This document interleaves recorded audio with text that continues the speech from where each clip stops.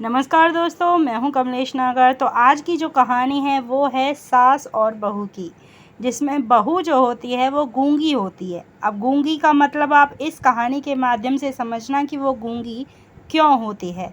तो चलिए कहानी को शुरू करते हैं। सब्जी क्या बनाई है री? सास ने बहू से पूछा। बहू ने जवाब न दिया। सास ने कहा, तुझसे ही पूछ रही हूँ, क्या बनाया है आज? बहू बिना कुछ बोले ही किचन में गई और थोड़ी देर बाद एक थाली में सलाद, रोटी और सास की पसंदीदा बैंगन की सब्जी परोसकर सास के कमरे में जाकर उसके सामने थाली रखकर आ गई। सास ने कहा, बढ़िया कड़वा लिए, पूछा तो जवाब नहीं दिया। अब ये रोटी किसके लिए रख गई? मुझे नहीं खानी ऐसी रोटी, ले जा इसको वापस यहाँ से। सास ने थाली उठाकर बेड के पास रखे मेज पर रख दी। बहू ने जब ये सब देखा तो बहू एक थाली और लाई और रोटियों वाली प्लेट के ऊपर रख के आ गई। अब सुबह से दोपहर हो गई थी। सास को भूख तो लगी हुई थी, सास का मन तो ललचा रहा था, पर क्या करे भाई, सास में भी तो अकड़ ही है। तो बहू को बहू ना समझकर वो कुछ भी अनाप शनाप बोल देने वाली सास बहू से अब भी ये उम्मीद रखती है कि बहू फिर भी उसे जी जी करते हुए उसके आगे पीछे फिरे और फिर से अपनी बेइज्जती करवाए। पर इस बार बहू ने तय कर लिया कि वे ऐसा नहीं करेगी, एकदम चुपचाप रहेगी और चुप रहकर ही अपने सारे फर्ज निभाएगी और चाहे कुछ भी हो जाए वह अपना मुंह नहीं खोलेगी। देखते देखते सुबह से शाम हो गई। खाना टेबल पर वैसा का वैसा ही रखा था। अब वक्त हो चला था बेटे के घर लौटने का। बेटा अपना काम करके 9 बजे रात को घर पहुंचा। माँ का कमरा घर का पहला कमरा था और वैसे भी आदर्श बेटा दिन भर की कमाई माँ को सौंप कर ही पानी पीता। यहाँ बेटे की माँ सास अपनी ही अकड़ में मुंह फुलाकर बैठी हुई थी। क्या हुआ माँ? बेटा बोला। और ये क्या? ये तो दिन की सब्जी है ना, मेरे टिफ़िन में तो यही सब्जी थी। क्या तूने दिन में नहीं खाना खाया माँ?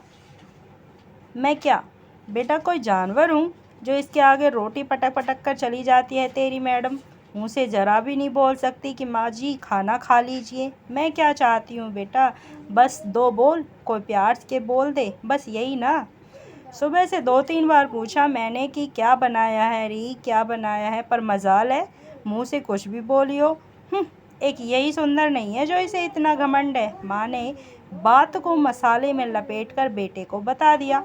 बेटा भी जानता था कि माँ का ये हर तीसरे दिन का किस्सा है, ड्रामा है। बेटे ने भी माँ की सारी बातों को हूँ करके सुन लिया। पर माँ इतने से ही कहाँ मानने वाली थी। माँ सास भी तो है भाई, बहू को बिना झुकाए उसके मन को तसल्ली कहाँ मिलती। अब कचहरी में बहू को बुलाया गया। बेटे ने पूछा, क्या हुआ आज? माँ ने खाना भी नहीं खाया, तुमने पूछा भी नहीं? फिर बहू ने ना में गर्दन हिलाई कि मैं कुछ नहीं बोल सकती। अब सास का जो पारा था वो बहुत चढ़ गया। उसका बेटा जो पास बैठा था वो गुस्से में बोला, इसे क्या फ़र्क पड़ता है, मैं चाहे जीऊँ या मरूँ? इसकी माँ ने भी यही सब किया होगा, तभी ये सीख गई है।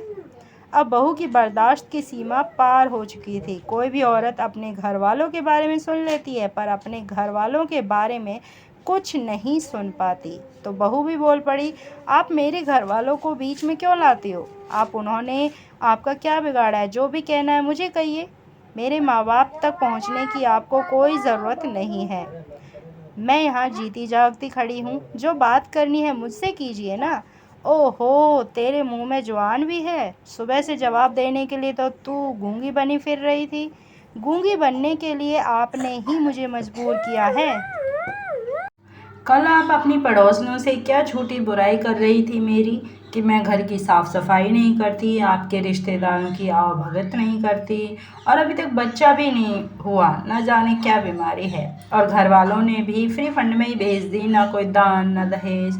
मैंने कब खातिरदारी नहीं की आपके रिश्तेदारों की? और मेरी शादी को 1.5 साल ही हुआ है, साल से ऊपर तो आपके रिश्तेदार ही आते जाते रहते हैं। मेरे आराम करने की तो जगह भी नहीं बचती थी। मैं तो अपना कमरा तक उन्हें दे देती थी और ये अलग कमरा में सोते थे, मैं अलग कमरे में। तो कहाँ से गोद भरेगी मेरी? हाँ, और दहेज की क्या बात कर रहे थे आप, कि जिन बिचौलियों के पीछे पड़ पड़ के आपने ये रिश्ता करवाया था और मेरी सुंदरता पर आप इतनी मोहित हो गई थी कि आपको हर हाल में अपने बेटे की शादी मुझसे करवानी थी। अब मेरी सुंदरता आपको घमंड लगने लगी है मेरा, अब आपको मेरी सुंदरता चुभने लगी है। और हाँ, आपके बिचौलियों ने ही जिद करके कहा था कि उन्हें सिर्फ बहू चाहिए, उन्हें दहेज नहीं चाहिए। वह तो दहेज के बिल्कुल खिलाफ है। हमें तो सिर्फ हमारी बहू चाहिए। मेरे पिताजी ने मेरे लिए लाखों की फिक्स्ड डिपॉजिट करवाई है। और कल तो आप यही थे पतिदेव जी, जब ये बोल रही थी कि बहू को बोल अपनी जुबान को ताला लगा कर रहे। यहाँ ज़्यादा पातर पातर करने की ज़रूरत नहीं है। अपनी मैडम को बोल दे मेरे हिसाब से रहे, वरना मेरे घर से निकल जाए। आज मैंने बिना कुछ कहे आपको खाना दे दिया तो आप अपने आप को जानवर ही मानने लगी। आप तो आए दिन मेरा तिरस्कार करती है, आप तो अपने बोलों से ही मुझे नोच नोच के घाव देती रहती हैं। आप तो मेरे घर वालों को भी नहीं छोड़ती माँ जी, उन्हें भी कुछ ना कुछ बोलती ही रहती हैं। तो आप ही बताइए मेरा मन आपसे कैसे जुड़ेगा ऐसे में? भला मेरा मन कैसे मानेगा कि मैं आपको सम्मान करूं, आपकी इज्जत करूं? और अगर मुंह खोलकर आपको आईना दिखा भी देती हूं तो आप सीधे बोल देती हैं कि मेरे घर से निकल जाओ। अब बस कब तक मैं अपनी बेइज्जती करवाती रहूंगी माँ जी? अब मैं चुपचाप रहकर ही अपने सारे फर्ज निभाऊंगी, पर आपसे कोई बोलचाल और मेल मिलाप नहीं करूंगी। आपको मुंह पर ताला लगाकर रहने वाली बहू पसंद है ना? तो बस आज से मैं गूंगी बनकर ही रहूंगी, और यही मेरे आत्मसम्मान के लिए भी अच्छा होगा। बहू की बात सुनकर सास मौन थी, पर कब तक ये तो कोई भी नहीं जानता था, न कोई बता सकता था। तो दोस्तों, आपको ये छोटी सी कहानी कैसी लगी मुझे कमेंट में ज़रूर बताएं, और हमारे चैनल को सब्सक्राइब कीजिए।